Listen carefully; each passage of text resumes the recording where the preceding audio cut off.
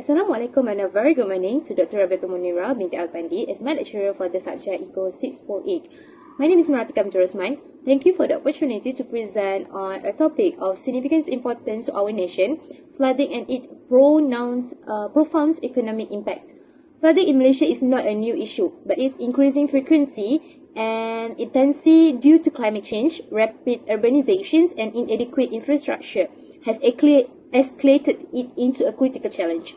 Today, I will explore the multifaceted impacts of floods on our economy and society and discuss the measures the Malaysian government has implemented to mitigate this challenge and build long-term resilience.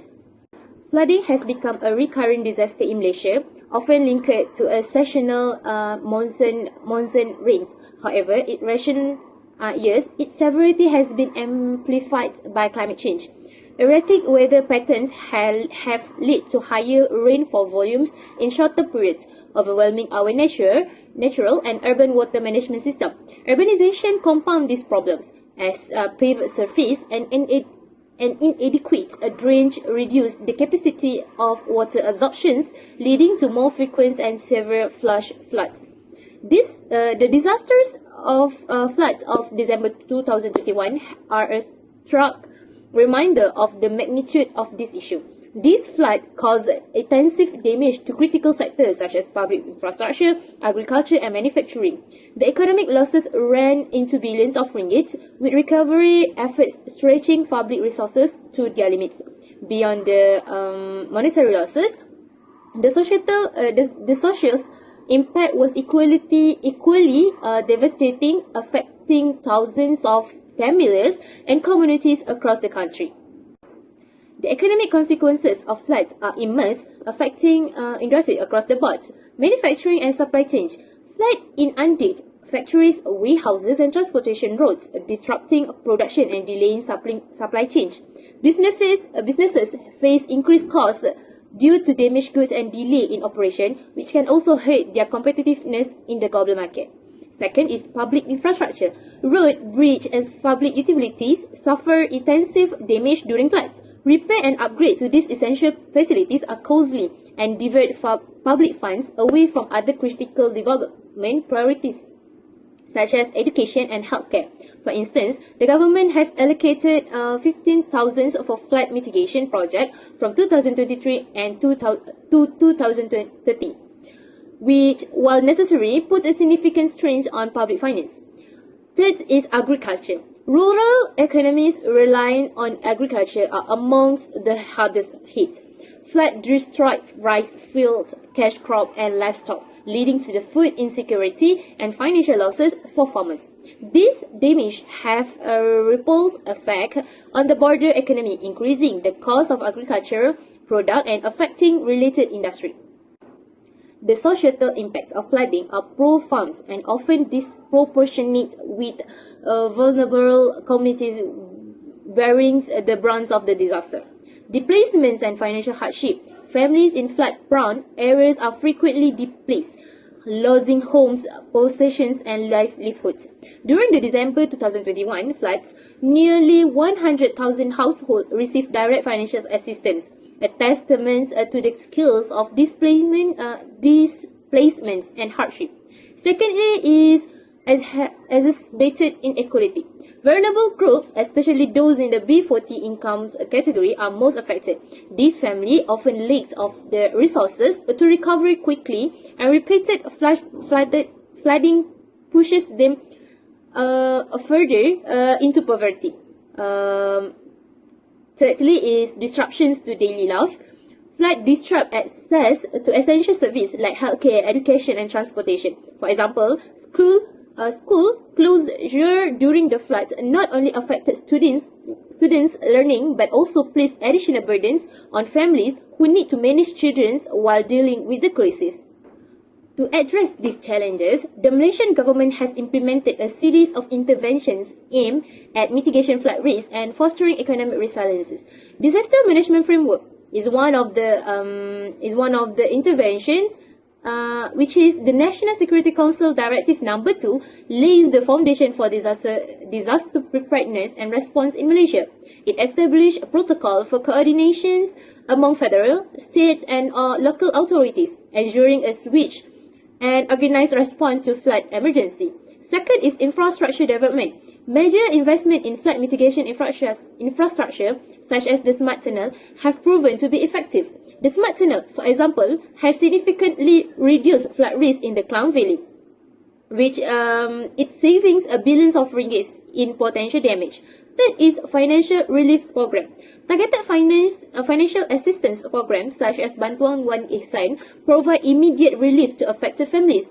This program alleviates the financial burdens on displaced households, which is helping them to recover and rebuild. Climate change adaptation, recognizing the roles of climate change in exacerbating floods, the government has integrated long-term adaptation strategy into its flood management plans. These include urban planning, reforms, sustainable development practices, and initiatives to strengthen community resilience. Next, we're going to go to challenges and the implications. While these interventions are necessary, they come with their own set of challenges. First is strained public finance, which is allocating billions of flood mitigation projects, places immense pressure on Malaysia's public budget. This strain is further compounded by the recurring causes of disaster recovery and reconstructions. As a result, other critical areas such as healthcare, education, and poverty alleviations may face reduced funding. Balancing immediate needs with the long-term goals. The urgency of addressing flood-related damage often diverts attention and resources from long-term investment in infrastructure and sustainable development. This trade-off can delay progress in areas crucial for Malaysia's overall development. For these challenges, we are recommended to exchange the effectiveness of flood management efforts to the several recommendations that can be made, such as first is strengthen federal-state coordination, that is, decentralizing disaster management efforts and improving coordination between different levels of government can ensure a more efficient response to floods. Second is expand public education, which is raising awareness about flood preparedness and involving community in disaster risk reductions can significantly improve resiliences. And third is integrated flood mitigation into urban planning. Incorporating flood mitigation measures into borders, urban planning, and sustainable development strategies can help reduce the vulnerability of cities and towns to floods. Next, we're going to go to challenges and the implications. While these interventions are necessary, they come with their own set of challenges. First is strained public finance, which is allocating billions of flood mitigation projects, places immense pressure on Malaysia's public budget. This strain is further compounded by the recurring causes of disaster recovery and reconstructions. As a result, other critical areas such as healthcare, education, and poverty alleviations may face reduced funding. Balancing immediate needs with the long-term goals. The urgency of addressing flood-related damage often diverts attention and resources from long-term investment in infrastructure and sustainable development. This trade-off can delay progress in areas crucial for Malaysia's overall development. For these challenges, we are recommended to exchange the effectiveness of flood management efforts to the several recommendations that can be made, such as first is strengthen federal-state coordination, that is, decentralizing disaster management efforts and improving coordination between different levels of government can ensure a more efficient response to floods. Second is expand public education, which is raising awareness about flood preparedness and involving community in disaster risk reductions can significantly improve resiliences. And third is integrated flood mitigation into urban planning. Incorporating flood mitigation measures into borders, urban planning, and sustainable development strategies can help reduce the vulnerability of cities and towns to floods. So for all the things that I have been told, the conclusion is flooding in Malaysia is a complex challenge with a far-reaching economic and social consequences. While the government's intervention have been crucial in mitigating this impact, There is a need for continuous improvement and strategic planning to ensure long-term resilience by addressing the root causes of floodings, strengthening disaster management and fostering community involvement. Malaysia can transform this challenge into an opportunity for sustainable development. That's all for me. Thank you.